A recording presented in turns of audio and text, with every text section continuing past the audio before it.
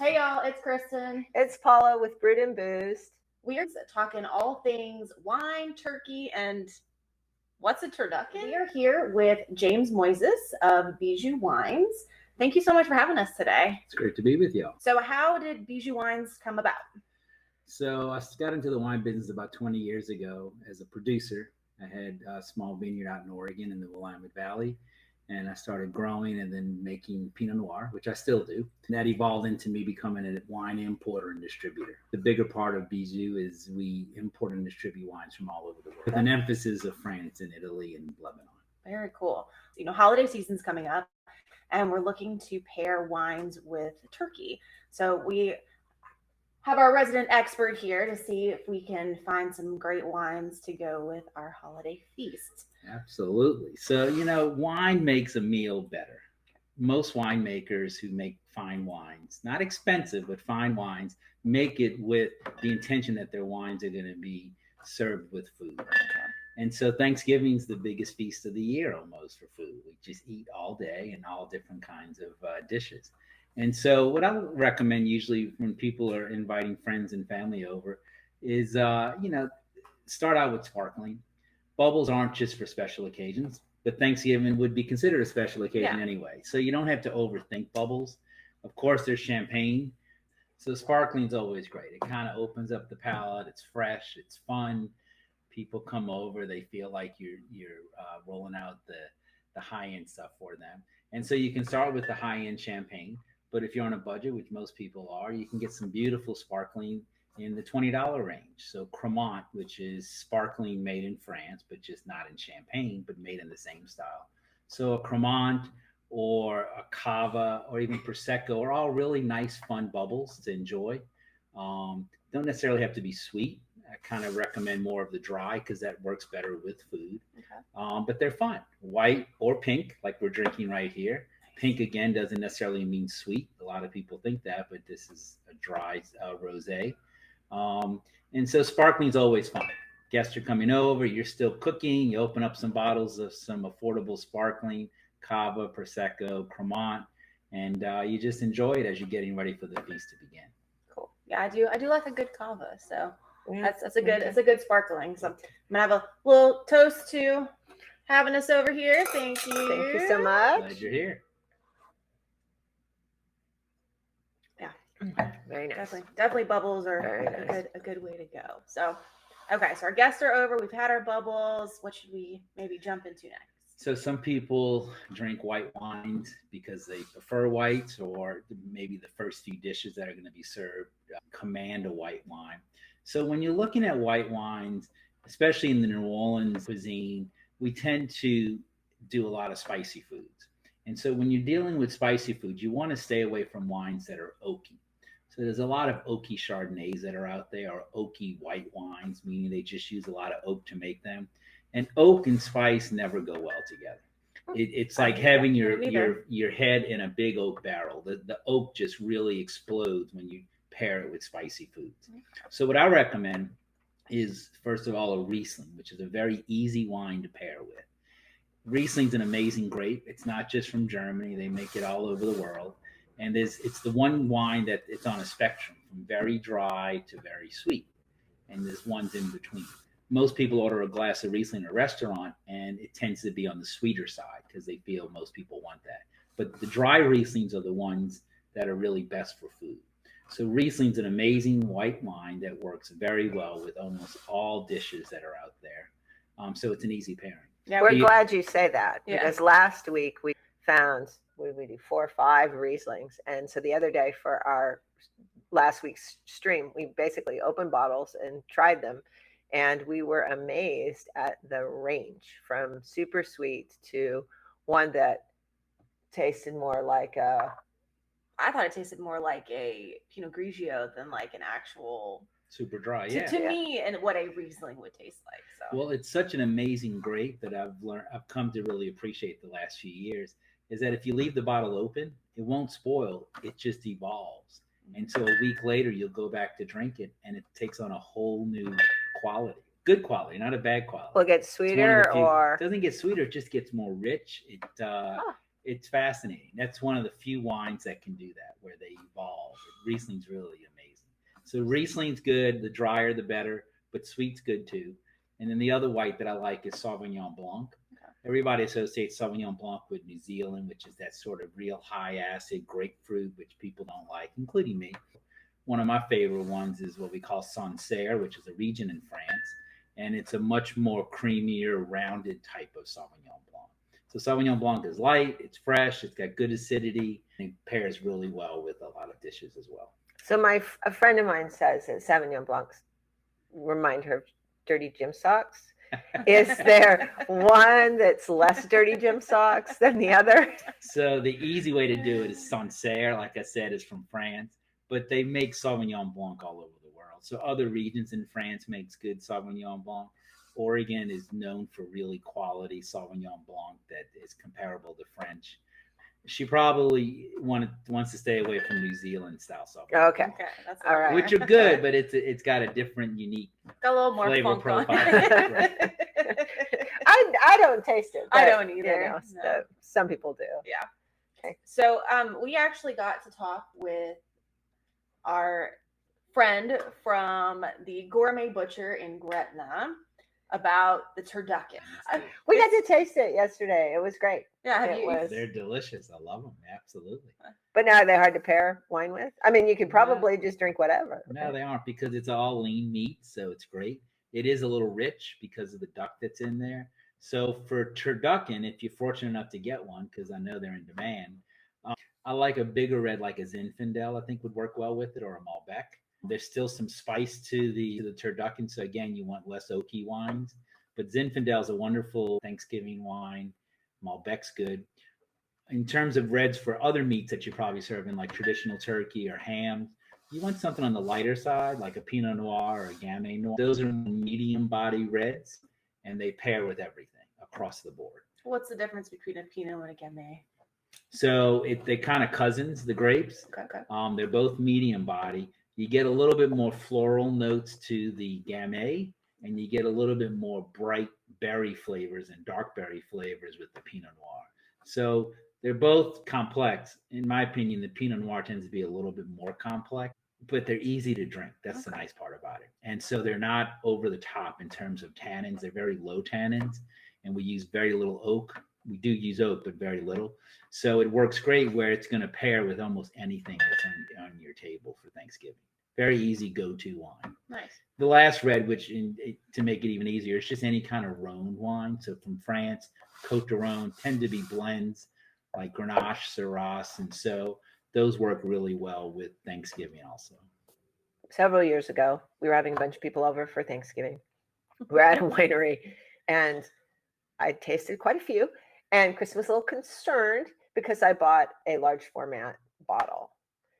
But you and I have had the conversation that large format bottles are a great thing to do when you have a bunch of people. Absolutely. People think they cost a whole lot more. Usually it's just double the price of a regular bottle because it's just double the size of a regular bottle.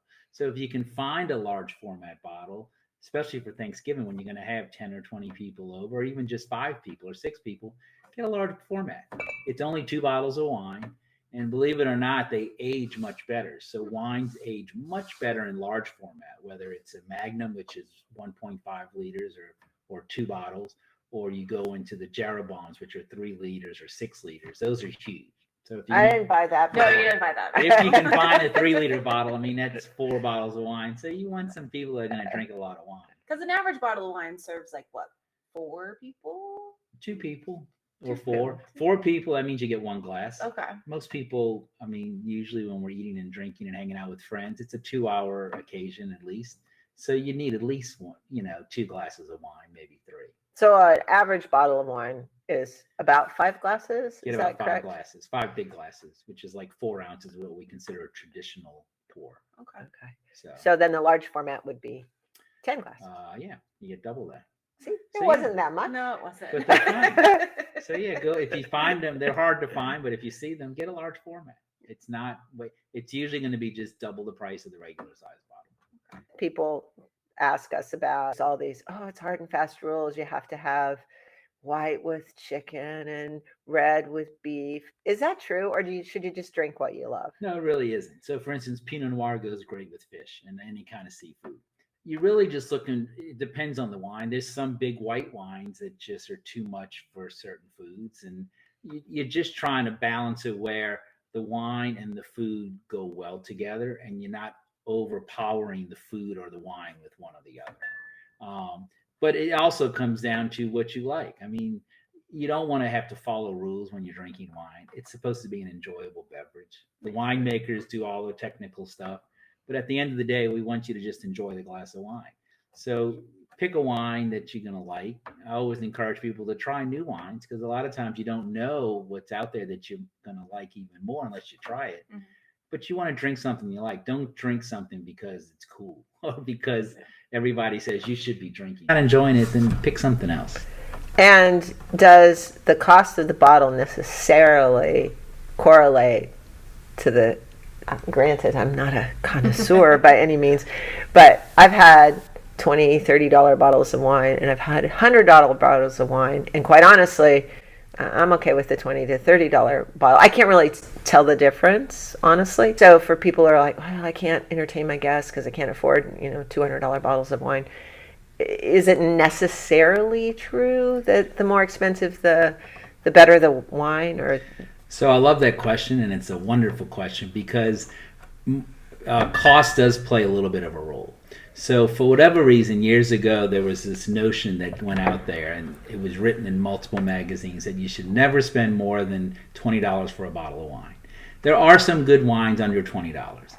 But as someone who makes wine and someone who's in the trade industry on it, I can tell you that for the most part, if you buy a bottle of wine between $20 and $35, it's exponentially better than most wines that are under $20. That's just the way $2 Chuck. And so there are some good wines that you can get under 20. You just have to find them, and they're out there. You just got to do a little more searching. But if you're going to blindly buy some wines, usually between the $20 and $35 point, you can almost be assured that they're going to be really good. It's just that's the way the production and the cost of making wine comes in.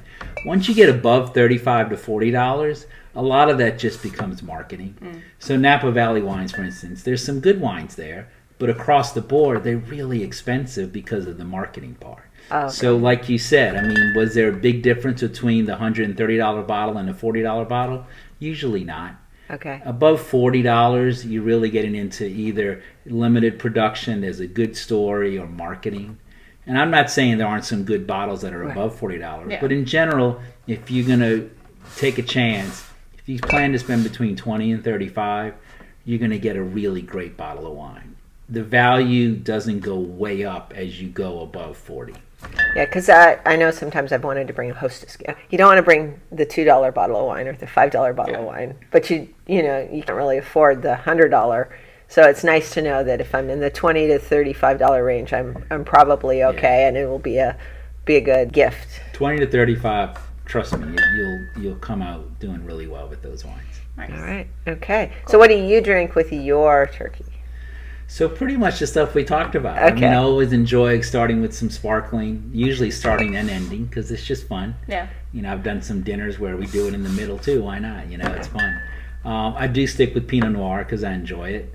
Well, and you I like rosé. Right? As a winemaker, rosé is really big during Thanksgiving. That's when a lot of the rosés get released. Oh. And so don't underestimate rosé. If you're in wine country, rosé is flowing in all the wineries during Thanksgiving. So, I thought it was a spring, summery kind of wine. So. You think that because Provence rosé tends to be real light. But for instance, Pinot Noir rosé or some other rosés like from Tempranillo or from Syrah have a little bit more structure to them, and they're wonderful food wines. In New Orleans, it's an all year round wine because it goes great with seafood, goes great with spices because there's no oak, obviously. Yeah. It's refreshing, and they just have some body to them. So rosé, and sparkling and still. Sparkling and still, exactly. And I used to give Mom a very hard time for drinking white Zinfandel back in the day. You were ahead of your time. I was.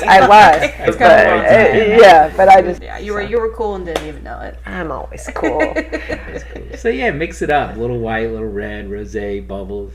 You don't have to stick with one. Especially when you have 4, 6, 8, 10 people over, you're going to have a few different bottles of stuff, so make it fun and interesting. Now, we talked about sweet Rieslings.